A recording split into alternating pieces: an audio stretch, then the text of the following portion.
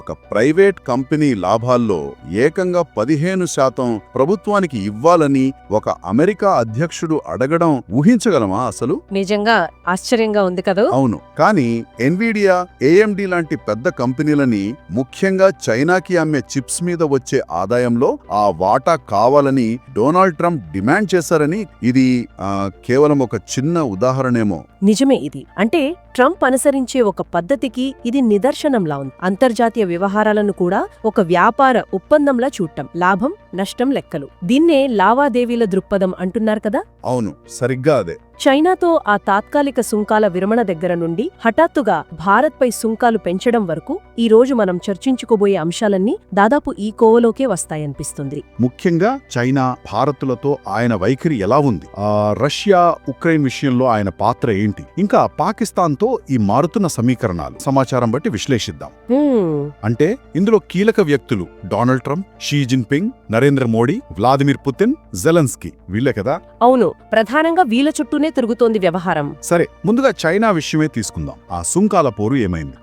చైనాతో మొదట్లో ట్రంప్ చాలా దూకుడుగా వెళ్లారు. కానీ ఊహించినట్లుగా చైనా కూడా అంతే గట్టిగా నిలబడింది. దాంతో ట్రంప్ కాస్త వెనక్కి తగ్గి ఒక 90 రోజుల విరామం ప్రకటించాల్సి వచ్చింది. అంటే ఒత్తిడి అక్కడ పూర్తిగా పనిచేయలేదన్నమాట. కొందరు విశ్లేషకులు అలాగే అంటున్నారు. అంటే ఈ లావాదేవీల విధానం ఎప్పుడూ ఒకేలా పనిచేయదు. ముఖ్యంగా బలమైన ప్రత్యర్థుల దగ్గర కేవలం ఒత్తిడి తేవడం వల్ల ఫలితం ఉండకపోవచ్చు అని. మరి చైనాతో అలా కాస్త తగ్గారని అనుకుంటుండగానే వెంకనే భారత్పై సుంకాలు, అది కూడా 25% నుంచి ఏకంగా 50% పెంచడం, ఇదేంటి అక్కడ కుదరలేదని ఇటు మళ్లించారా? అదే ఆసక్తికరంగా మారింది. అంతేకాదు, భారత్ ఆర్థిక వ్యవస్థను డెడ్ ఎకానమీ అని కూడా వ్యాఖ్యానించారని వార్తలొచ్చాయి. అమ్మో, మరి భారతదేశం ఎలా స్పందించింది?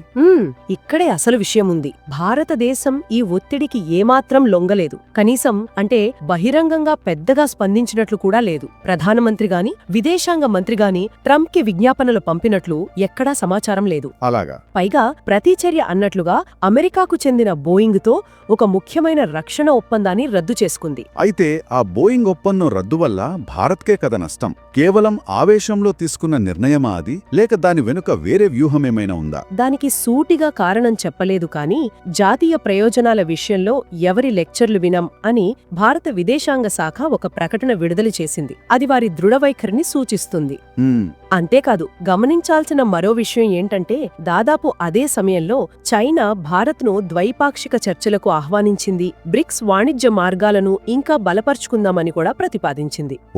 అంటే అమెరికా ఒత్తిడికి ప్రత్యామ్నాయాలు చూసుకుంటున్నారా? బహుశా అదొక ప్రయత్నం కావచ్చు. ఇంకో విషయం ఏంటంటే అమెరికాలోనే చాలా మంది, అంటే సుమారు 55% ప్రజలు భారత్పై ఈ సుంకాలను వ్యతిరేకిస్తున్నారని కూడా కొన్ని సర్వేలు చెప్పాయి. సరే, ఈ వాణిజ్య యుద్ధాలు ఇలా ఉంటే రష్యా ఉక్రెయిన్ విషయంలో ట్రంప్ వైఖరి ఇంకా గందరగోళంగా ఉంది కదా. ఒక పక్క ఉక్రెయిన్ కు మద్దతంటారు, అవును, మరో పక్కేమో శాంతి కోసం రష్యా ఆక్రమించిన 20% భూభాగాన్ని వదులుకోమని జెలెన్స్కీకి సలహా ఇచ్చారని వార్తలొస్తున్నాయి. ఇది ఎలా అర్థం చేసుకోవాలి? ఇక్కడే ఆ ద్వంద్వ వైఖరి అనేది చాలా స్పష్టంగా బయటపడుతోంది. చూడండి, రష్యా నుంచి చమురు కొంటున్నందుకు భారత్ని విమర్శిస్తున్నారు. కానీ అదే సమయంలో అమెరికా, యూరప్ దేశాలు రష్యా నుంచి అణు ఇంధనం, ఎరువులు, ఎల్ఎన్జీ లాంటివి ఇంకా కొంటూనే ఉన్నాయి. అవునా? మరి ట్రంప్ని అడిగితే ఆయనేమో నాకు దాని గురించి ఏమీ తెలియదు అన్నారని, పైగా అలాస్కాలో పుతిన్తో సమావేశం అవ్వాలనుకోవడం. ఇవన్నీ చూస్తే యూరప్ను, జెలెన్స్కీని పక్కన పెట్టి రష్యాకే ఎక్కువ ప్రాధాన్యత ఇస్తున్నారనే వాదన బలపడుతోంది. ఇక పాకిస్తాన్తో అయితే వ్యవహారం పూర్తిగా తలకిందులైంది అనిపిస్తోంది. నిజమే. ఒకప్పుడు పాకిస్తాన్ను తీవ్రంగా విమర్శించిన ట్రంప్ ఇప్పుడు అదే సమయంలో, అంటే భారత్ను డెడ్ ఎకానమీ అంటున్న టైంలో, పాకిస్తాన్లో బోలెడు చమురు నిల్వలున్నాయని, తానే వాటిని బయటకు తీస్తానని చెప్పడం అది చాలా విచిత్రంగా ఉంది. పాక్ నిపుణులే దాన్ని ఖండించారు కూడా. అంతేకాదు, పాకిస్తాన్ గూఢచార సంస్థ ఐఎస్ఐ అమెరికాలో భారత అణు ఆయుధాలు సేఫ్ కాదు అని ప్రచారం చేయడం మొదలుపెట్టిందట. దీని వెనుక ట్రంప్ ప్రోత్సాహం ఉందనే వాదన కూడా ఉంది. అంటే గతంలో పాక్ అణు బెదిరింపులను తానే ఆపానని చెప్పుకున్న వ్యక్తి ఇప్పుడు మాట మార్చి భారత్ని నిందిస్తున్నట్లా? అవును, కథనం అలా మారిపోయింది. ఇదంతా ఆయన లావాదేవీల విధానంలో ఉన్న అనిశ్చితిని, ఊహించలేని తత్వాన్ని చూపిస్తుంది. మొత్తంగా చూస్తే చైనాతో ఒకలా, భారత్తో ఇంకోలా, రష్యా రష్యా విషయంలో పూర్తిగా వేరేలా ఈ విధానాల్లో ఒక స్థిరత్వం అనేది కనబడటం లేదు, కొన్నిసార్లు పరస్పర విరుద్ధంగా కూడా ఉన్నాయి కదా.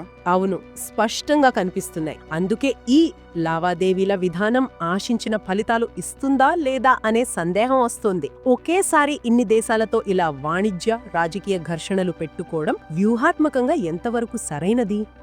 ఇది చరిత్రలో కొన్ని పాఠాలను గుర్తు చేస్తోంది. నెపోలియన్, హిట్లర్ లాంటి వాళ్ళు ఒకేసారి బహుళ రంగాల్లో యుద్ధాలు చేసి ఎలా దెబ్బతిన్నారో మనకు తెలుసు. అలాంటి పరిస్థితి వస్తుందా అనిపిస్తోంది. బహుశా ఈ విధానం కొత్త, మనం ఊహించని భౌగోళిక రాజకీయ మార్పులకు దారితీస్తుందేమో. ఖచ్చితంగా ఇది ఆలోచించాల్సిన విషయమే. ఈ సంఘటనలన్నీ కలిసి ప్రపంచ శక్తి సంతులనంపై దీర్ఘకాలంలో ఎలాంటి ప్రభావం చూపించబోతున్నాయి? ఈ ప్రశ్న మనల్ని వెంటాడుతూనే ఉంటుంది.